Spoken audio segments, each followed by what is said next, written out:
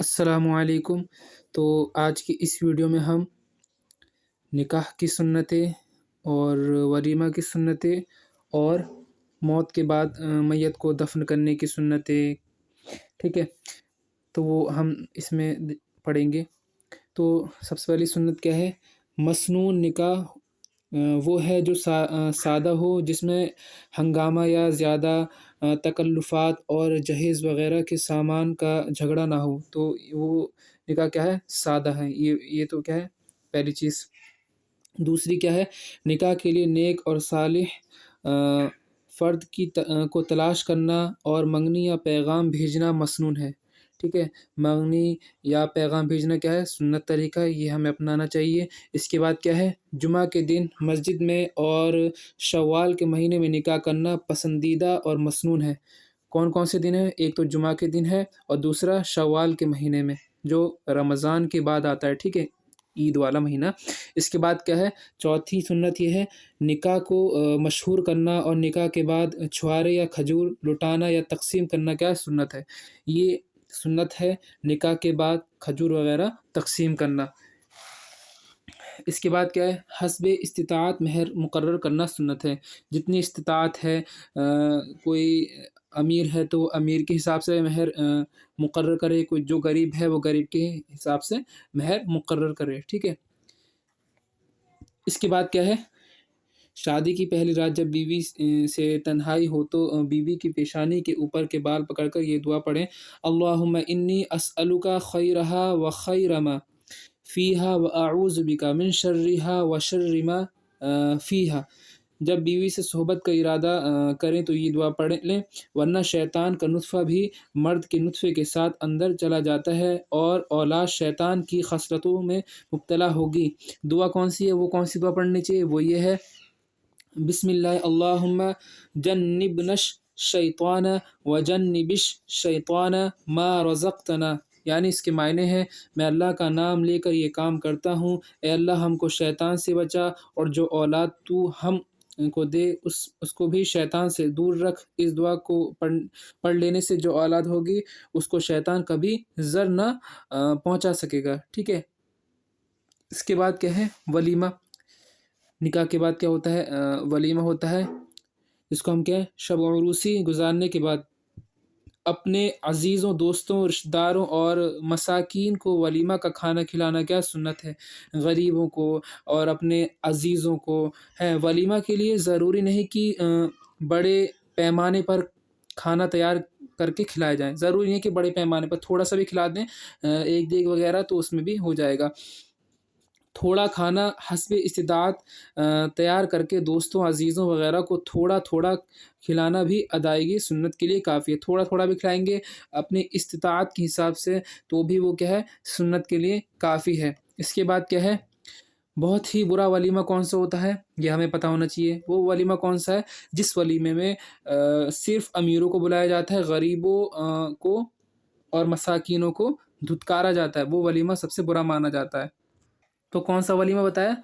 جس ولیمے میں مسکین، محتاج ہے نا، دینداروں کو دھتکارا جائے، بلایا نہ جائے، منع کر دیا جائے، اس ولیمے کو سب سے برا مانا جاتا ہے، ٹھیک ہے۔ جس میں ہوتا ہے غریب، مسکین، محتاج، دیندار لوگوں کو دھتکار دیا جائے، ایسے برے ولیمے سے بچنا چاہیے۔ ولیمے میں ادائیگی سنت کی نیت رکھو، ٹھیک ہے۔ سنت کی ادائیگی کی کیا رکھنی چاہیے؟ نیت رکھنی چاہیے، تو ٹھیک ہے۔ سنت طریقہ بھی یہی ہے، دیندار، غریب اور محتاج لوگوں کو بلاؤ۔ امیروں میں سے جس کو دل چاہے بلاؤ، مگر غریبوں کو دھکے نہ دو، ٹھیک ہے۔ غریبوں کو دھکے نہ دو، امیروں اور غریبوں کو بلائیں۔ جو ولیمہ ناموری اور دکھاوے کے لیے ہوتا ہے، دکھاوے کے لیے ہوتا ہے، ریاکاری کے لیے ہوتا ہے، یا لوگوں کی تعریف کے لیے کیا جائے، اس کا کچھ ثواب نہیں بلکہ اللہ تعالیٰ کی ناراضگی اور غصے کا اندیشہ ہے، ٹھیک ہے۔ وہ کیا ہے؟ ناراضگی اور غصے کا اندیشہ ہے، جس میں جو ہے دکھاوا ہوتا ہے۔ جس چیز میں دکھاوا ہوتا ہے وہ کیا ہوتا ہے؟ ناراضگی اور غصے کا اندیشہ ہوتا ہے اللہ تبارک و تعالیٰ کا۔ اس کے بعد کیا ہے؟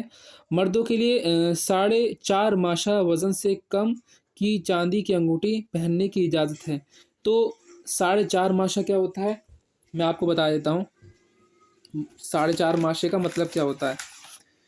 तो मैं इस पे बता देता हूँ आपको, किताब है मेरे पास। देखिए, एक माशा जो होता है, एक माशा, ठीक है, एक माशा जो होता है वो होता है 8 रत्ती के बराबर। कितने रत्ती के बराबर? 8 रत्ती के बराबर। और जो एक रत्ती होता है वो किसके बराबर होता है? वो 8 चावल के बराबर होती है। जो एक रत्ती होती है, एक रत्ती जो होती है वो 8 चावल के बराबर होती है। तो आप अंदाज़ा लगा लें, 8 चावलों का वज़न जितना होगा वो एक रत्ती होगा, और 8 रत्ती का जो वज़न होगा वो एक माशा होगा। और 4.5 माशे की मैंने बताई, 4.5 माशे से कम होनी चाहिए अंगूठी का वज़न, यानी 4.5 मतलब ये 4.5, ठीक है, 4.5 माशा। उर्दू में भी लिख सकते हैं इसको इस तरीके से, माशा, इस तरीके से। इससे कम होनी चाहिए, ठीक है। इस हिसाब से आप कैलकुलेट कर सकते हैं। 4.5 माशा और 8 से इसको वो कर दें तो कितना हो जाएगा यहाँ पर? तो 4.5 हो गया, और 8 से कर दें तो कितना हो जाएगा? 8 पंजे 40, और 32, और 4 36, तो कितना हो गया? 36 रति का हो गया, ठीक है, 36 रति का हो गया इसका अंगूठी का वज़न। तो ये हमें इससे कम की अंगूठी पहनना क्या है? सुन्नत है। मर्दों के लिए क्या है? और सोने की अंगूठी मर्दों के लिए क्या है? बिल्कुल हराम है। चांदी की पहन सकते हैं, वो भी 4 4.5 माशे से उसका वज़न क्या होना चाहिए? कम होना चाहिए। उससे ज़्यादा की होगी तो वो क्या है? हराम है। औरतों को मेहंदी इस्तेमाल करना क्या है? सुन्नत है। और मर्दों के लिए क्या है? हराम है। सिर्फ कहाँ कहाँ इस्तेमाल कर सकते हैं? सर पर और दाढ़ी पर मर्द हजरात इस्तेमाल कर सकते हैं। अब मौत की और उसके बाद की सुन्नतें क्या क्या हैं वो हम इसमें देख लेंगे। देखते हैं क्या है। जब ये मालूम होने लगे कि मौत का वक्त करीब है तो उस वक्त जो लोग मौजूद हों उसका मुंह किबला की तरफ फेर दें। तो जो भी लोग मौजूद हों वहाँ पे मुर्दे के मतलब उस बीमार के पास, तो उसका जो है मुंह जो है किबला की तरफ मोड़ दें। इसके बाद क्या है, जब मौत करीब मालूम हो तो ये दुआ पढ़ें। कौन सी दुआ पढ़नी चाहिए? जब मौत करीब पता लग जाए कि इसकी मौत आने वाली है तो कौन सी दुआ पढ़नी चाहिए? अल्लाहुम्मा ग़फ़िरली वरहमनी वल्हिक़नी बिर्रफ़ीक़िल आला, ये पढ़नी है। फिर से पढ़ते हैं एक बार, अल्लाहुम्मा ग़फ़िरली वरहमनी वल्हिक़नी बिर्रफ़ीक़िल आला। ये दुआ आपको पढ़नी है। इसके मायने जो है, ए अल्लाह मुझको बख्श दे और मुझ पर रहम फरमा और मुझे ऊपर वाले साथियों में पहुँचा दे। इसके बाद जो है, जब रूह निकलने के आसार, आसार मतलब पता लग जाए कि इसकी रूह निकल रही है, महसूस हो, तो ये दुआ पढ़ें, अल्लाहुम्मा अइन्नी अला गमरातिल मौती व सकरातिल मौती। फिर से अल्लाहुम्मा अइन्नी अला गमरातिल मौती व सकरातिल मौती। तिर्मिज़ी में ये दुआ है, आप जाके देख सकते हैं। ए अल्लाह मौत की सख्तियों के मौके पर मेरी मदद फरमा। अक्सर बेशतर क्या होता है, मौत के वक्त शैतान आता है तो वो क्या आता है, रोकता है कलमा पढ़ने से, ठीक है। लोगों को कलमा पढ़ाया जाता है तो वो कलमा नहीं पढ़ पाते हैं। तो हमें क्या चाहिए कि उनके पास बैठकर कलमा पढ़ते रहें, उनके पास उससे कलमा ना पढ़वाएं, ठीक है। क्योंकि वो ऐसा वक्त होता है जिस वक्त क्या क्या होता है, कलमा तो छोड़िए, बोल नहीं पाता इंसान, तो उसके पास आप पढ़ेंगे तो उसको याद आ जाएगा, है ना, मरीज़ को। जब मौत वाक़ई हो जाए तो अहले ताल्लुक़ ये दुआ पढ़ें। जब मौत आ जाए, रूह निकल जाए, तो जो अहले ताल्लुक़ हैं, रिश्तेदार हैं, वो ये दुआ पढ़ेंगे, इन्ना लिल्लाहि व इन्ना इलैहि राजिऊन, अल्लाहुम्मा अजिरनी फ़ी मुसीबती वख़्लिफ़ ली खैरम मिन्हा। मुस्लिम शरीफ में है, फिर से एक बार मेरे साथ रिपीट करें, इन्ना लिल्लाहि व इन्ना इलैहि राजिऊन, अल्लाहुम्मा अजिरनी फ़ी मुसीबती वख़्लिफ़ ली खैरम मिन्हा। बेशक हम अल्लाह ही के लिए हैं और हम अल्लाह ही की तरफ लौटने वाले हैं। ए अल्लाह मेरी मुसीबत में अज्र दे और उसके इवज़ मुझे इससे अच्छा बदला इनायत फ़रमा। इसके बाद रूह निकल जाने के बाद मैयत की आंखें बंद कर दें, ठीक है। आंखें खुली रहती हैं, अगर आंखें बंद हैं तो कोई बात नहीं है, तो आंखें क्या है, बंद कर दें। जो शख्स मैयत को तख्त पर रखने के लिए उठाए या जनाजा उठाए तो वो क्या कहे, बिस्मिल्लाह कहे। जो कोई भी उठाए वो बिस्मिल्लाह कहे। बिस्मिल्लाह कहने के बाद जो है, मैयत को दफ़न करने में जल्दी करना क्या है, सुन्नत है, ठीक है। जल्दी से दफ़न करने का کیا ہے سنت ہے۔ اس کے بعد کیا ہے، جب میت کو قبر میں رکھیں تو کون سی دعا پڑھیں، یہ دعا پڑھنی چاہیے، بسم اللہ وعلی ملت رسول اللہ صلی اللہ علیہ وسلم، یہ بہشتی زیور میں دعا ہے، بسم اللہ وعلی ملت رسول اللہ صلی اللہ علیہ وسلم۔ اب میت کو قبر میں داہنی کروٹ پر اس طرح لٹانا چاہیے کہ پورا سینہ کعبے کی طرف ہو، داہنی کروٹ پہ لٹانا چاہیے، ٹھیک ہے، یعنی سیدھی کروٹ پہ لٹانا چاہیے تاکہ جو سینہ ہے کعبے کی طرف ہو، اور جو پشت ہے، پیٹھ ہے، پشت کو قبر کی دیوار سے لگا دیں، پیٹھ کو جو ہے قبر کی دیوار سے لگا دیں۔ آج کل لوگ صرف منہ کعبے کی طرف کر دیتے ہیں اور چت لٹا دیتے ہیں کہ سینہ آسمان کی طرف ہوتا ہے، یہ بالکل خلاف سنت ہے، یہ سنت کے خلاف ہے۔ آپ کو کس طریقے سے لٹانا ہے، سیدھی کروٹ پہ لٹانا ہے، سینہ کعبے کی طرف ہونا چاہیے، اور جو پیٹھ ہے وہ کہاں ہونی چاہیے، وہ اس کی قبر میں دیوار سے لگا دیں، اس کی دیوار سے، قبر کی دیوار سے لگا دیں۔ اس کے بعد میت کے رشتہ داروں کو کھانا دینا کیا ہے، سنت ہے، نہ کہ ان سے کھانا کھلوانے کے لیے کہنا۔ اس کھانے کا تمام برداری ہے نا، یا رشتہ داروں کو کھانا جائز نہیں، جتنے بھی رشتہ دار ہیں، گھر والے ہیں، کیا ہے وہ جائز نہیں ہے، ٹھیک ہے، ان کو کھلانا چاہیے جس کے گھر میت ہوئی ہے، اور میت کا یہ نہیں ہے کہ وہ رشتہ داروں کو کھلائے، دیگ بنوائے، کھانا بنوائے، یہ سب کیا ہے خلاف سنت ہے، جائز نہیں ہے۔